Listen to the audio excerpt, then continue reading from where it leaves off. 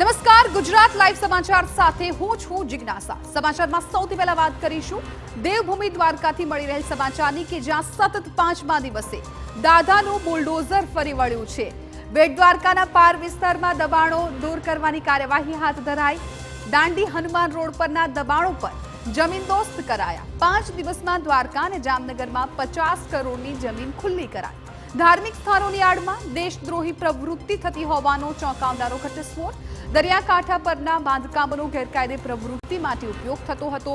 ગૃહ વિભાગે દબાણો દૂર કરી ગુજરાતના સરહદી વિસ્તારોને સુરક્ષિત કર્યા। તો મેગા ડિમોલેશન મુદ્દે રાજકોટ રેન્જ આઈજીનું નિવેદન। દેશની સુરક્ષા માટે આ પગલું અત્યંત જરૂરી તેવું અશોક કુમાર યાદવનું નિવેદન સામે આવ્યું।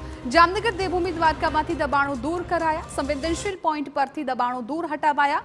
દેવભૂમિ દ્વારકામાં 23 ટાપુઓ પર 50 કરોડની કિંમતની જમીનો ખાલી કરાવાઈ। પેરોટન ટાપુ પરથી 9 ધાર્મિક દબાણોને દૂર કરવામાં આવ્યા। આર્થિક દ્રષ્ટિએ પણ બંને જિલ્લા દેશ માટે મહત્વના। ઉદ્યોગોને પણ ધ્યાનમાં રાખી દબાણ હટાવવાની કાર્યવાહી।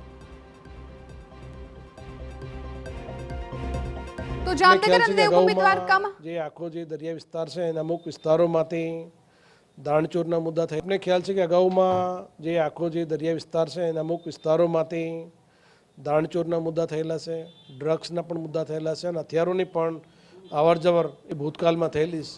એટલે ભવિષ્યમાં આ વિસ્તાર તમામ પ્રકારની વહીવટી એજન્સીઓ, સુરક્ષા એજન્સીઓ માટે ખૂબ જ એક ચેલેન્જ હોય છે અને આ ચેલેન્જને પૂરો કરવા માટે કામ કરીશ।